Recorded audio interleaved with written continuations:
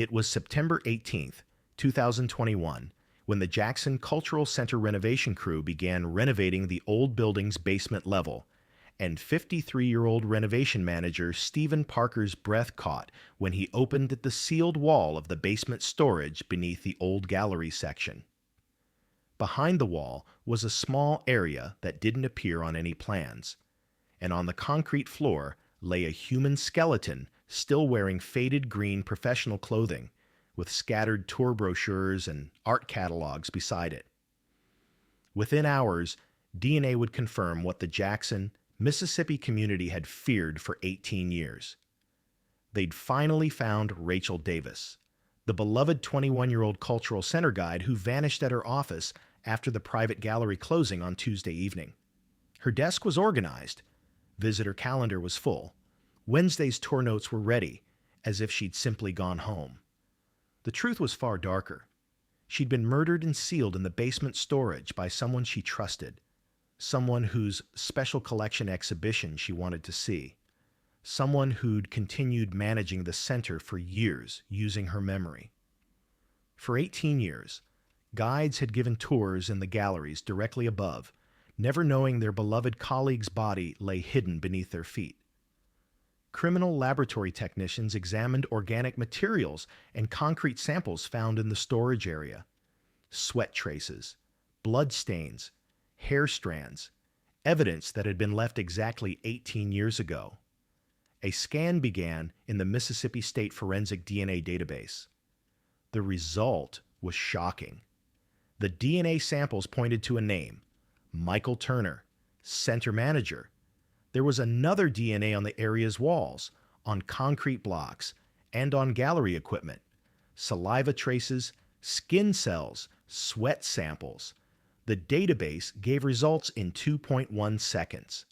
Michael Turner, 63 years old, a man who had worked as center manager at Jackson Cultural Center for 25 years.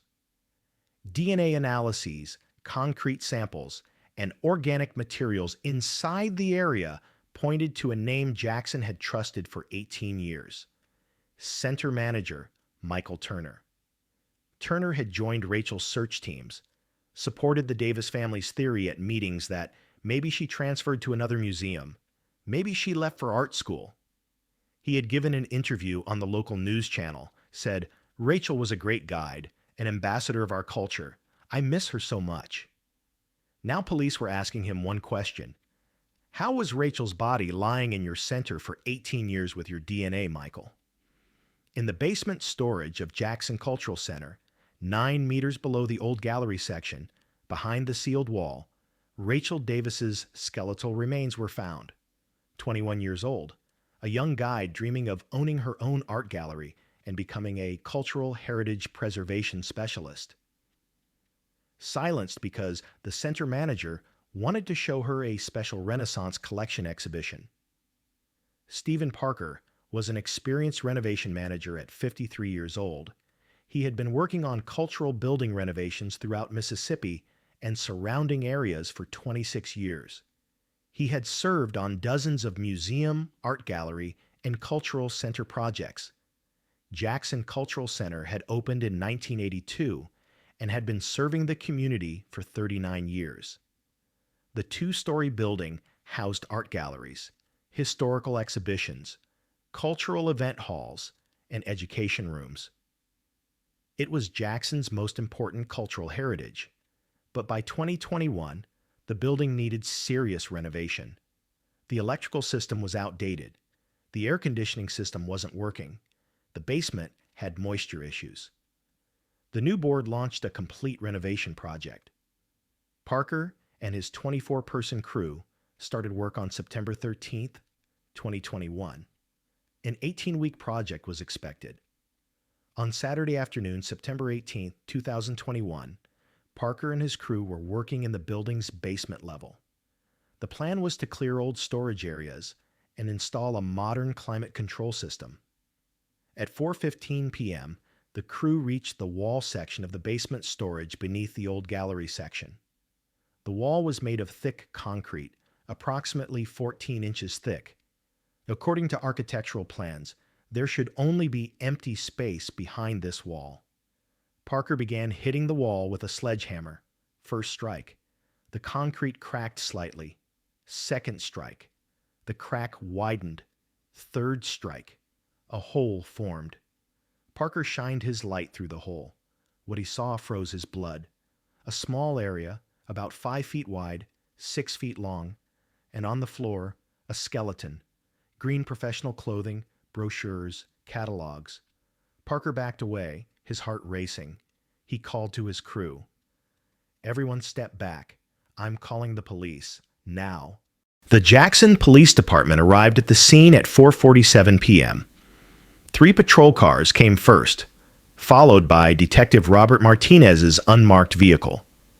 Martinez was 51 years old, had been a cop for 27 years, and had been working in the cold case unit for the last 14 years. He knew Mississippi's medium-sized cities very well. He had seen how missing persons cases devastated families. Forensic teams meticulously examined the sealed area. Crime scene technicians photographed from every angle, measured distances, collected samples from every surface. The skeleton was lying on its back, arms stretched to the sides, legs straight. There was blunt trauma to the right back of the skull, a single powerful impact point with a heavy, blunt object. Clothing remnants were faded green professional blouse and pants, worn black shoes. Next to the skeleton were tour brochures, art catalogs, and a small notebook. A silver bracelet on the left wrist was engraved with the letters R.D. A museum guide, Martinez said quietly. She worked here. We need to check the entire history of this building and missing person cases from the last 30 years. Jackson Cultural Center records were meticulously reviewed by Martinez and his team over the following hours. The center had employed dozens of guides and cultural specialists for decades. In the files, there was one significant missing person case from 2003. Rachel Davis, 21 years old, cultural center guide, disappeared under mysterious circumstances on Tuesday, October 22, 2003. Martinez opened the thick 2003 case file that had been stored in archives for 18 years. Detective Lisa Chen had conducted the comprehensive original investigation at that time. Chen was now 72 years old and retired. Martinez called her that evening. Rachel Davis, Chen said slowly. I never forgot that case. She was a wonderful young woman. Visitors loved her very much. Passionate, knowledgeable, someone who really loved art. She disappeared after the private gallery closing on Tuesday evening. We searched for months. We found no trace. Were there any suspicious individuals at the time? Martinez asked. Chen paused. The center manager, Michael Turner. He was very concerned, cooperative. There was nothing suspicious at that time. He was a quiet man, had been managing the center for about 7 years at that point. DNA comparison was immediately conducted at the Mississippi State Police Forensic Laboratory. Rachel's mother, Patricia Davis, 70 years old, still lived in Jackson, just 4 miles from the center. A reference DNA sample was collected. Patricia's hands were shaking. A week later, the result came. Definite match. The skeleton was Rachel Ann Davis. Rachel Ann Davis was born on June 8, 1982 in Jackson. Her mother, Patricia Davis, was a 34-year-old teacher. Her father, William Davis, was a lawyer. Rachel was the Davis family's only child. She grew up in a historic neighborhood in southern Jackson. As a child, Rachel was curious, loved art. At 12, she fell in love with art history on her first museum visit. At 16, she started volunteering at local museums. At 18, she studied art history at the University of Mississippi. At 21, she graduated and started working as a guide at Jackson Cultural Center. In fall 2003, Rachel was 21 years old and had dreams. She wanted to open her own art gallery. She planned to pursue a master's degree in cultural heritage preservation. She was saving money. She was preparing a business plan. Rachel's closest friends were Jessica Martinez and Amanda Thompson. The three would go to exhibitions together, visit museums together. Rachel was happy, but there was something Rachel didn't know. Center manager Michael Turner was watching her. Michael Edward Turner was born in Mississippi in 1958. His family was middle class. His father was a banker. His mother was a librarian. Michael grew up with a passion for art. He studied art management in college. He worked at various museums. In 1996, he started as an assistant at Jackson Cultural Center. In 1999, he was promoted to center manager. Michael was a quiet, lonely man. He had a brief relationship at 50, but never married. He had no children. He lived alone in a small apartment near the center. He loved his job, but didn't like people, especially young women. He would watch them, but never approach. In summer 2003, Michael noticed Rachel.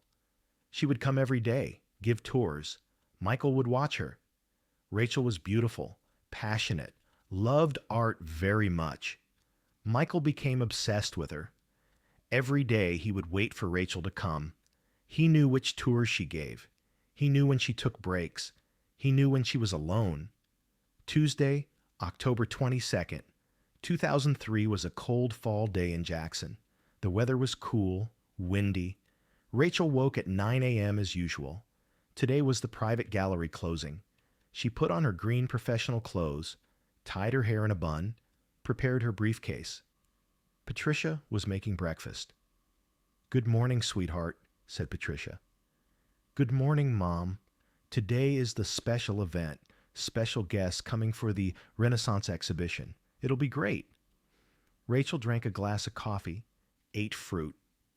At 9:45 a.m., she arrived at the center. From 10 a.m. to 12 p.m., regular tours. Lunch break. From 1 to 5 p.m., special tour preparation. At 6 p.m., the private gallery closing began. About 30 people attended. Rachel gave presentations about the Renaissance collection. She answered questions. At 8:30 p.m., the event ended. Guests said goodbye, left. Rachel returned to her office. She cleared her desk, organized brochures. She checked Wednesday's tour notes. She prepared everything. At 9:15 p.m., she was alone. She prepared her briefcase. Just as she was about to leave, Michael Turner appeared at the office door. "Rachel, I'm sorry to bother you, but I want to show you something. There's a special collection in the basement. We just acquired it. Not in catalogs yet. Renaissance pieces. Really rare items. Your opinion matters. Just 5 minutes." Rachel hesitated. "Now? I'm tired. I need to go home. It'll be very quick, I promise." Could really benefit your tours, Rachel thought. Mr. Turner was the center manager, a trusted person. They had worked together for years. Okay, but it has to be very quick. Michael led Rachel out of the office, down the stairs to the basement level. The area was dark, quiet. Rachel felt uncomfortable. "Where's the collection?" Michael turned. "Actually, Rachel, there's no collection." Rachel's face changed. "What do you mean?" Michael approached. "I've been watching you for years. Every day. You're special. You love art. You never saw me." Rachel backed away. "Michael, what are you doing? I need to go home." Michael's face changed. "No," he said. Rachel tried to run, but Michael was faster. He caught her. Rachel screamed. Michael put his hand over Rachel's mouth. There was a heavy metal pipe against the wall.